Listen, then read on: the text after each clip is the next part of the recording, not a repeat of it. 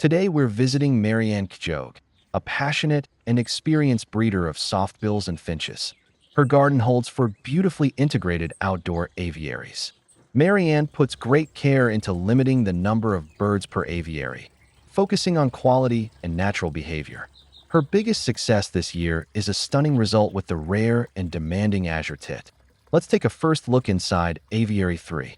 Notice the lush greenery, the running water, and how each space feels like a small piece of wild nature. It's a setup any bird keeper would admire. In this aviary, Marianne has bred the silver-eared Messiah. One large juvenile shares the space with its parents, who are already on a new clutch of eggs. Although several chicks have hatched successfully, some have sadly died after leaving the nest, a sensitive period for them. These birds require a constant supply of live insects, which Marianne collects herself and provides in escape-proof feeding containers. Also in Aviary 3 are bearded reedlings. Several chicks have fledged this season.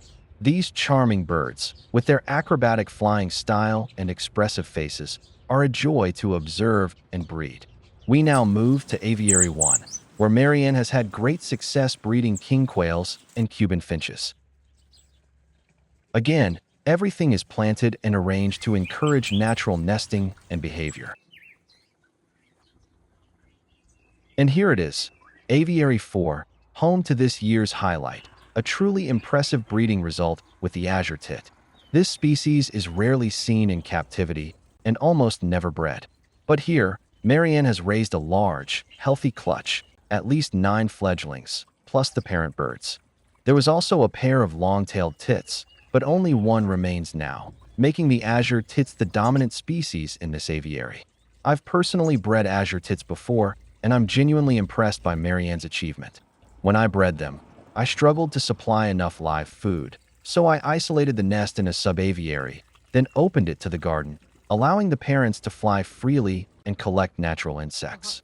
I'll link a video about that experiment in the video description. One amazing trait of the Azure Tit is how quickly it bonds with its keeper. Marianne is able to hand-feed them daily with fresh-caught insects like mosquitoes, moths, and other night-flying bugs, all food they would naturally eat in the wild. Along with large amounts of small crickets, these insects were key to the success of this rare breeding. Now we're looking into Aviary 2. This aviary is also supplied with live insects plus, as all, seeds universal softbill food and fresh fruit. A pair of robins live here. And here are more juvenile bearded reedlings. In their young plumage, with that dark eye stripe, they almost look like little masked bandits. They're a funny and sociable species I've kept and bred many times myself. Thank you for watching, and don't forget to like, comment, and follow for more bird content from the world's most passionate aviculturists.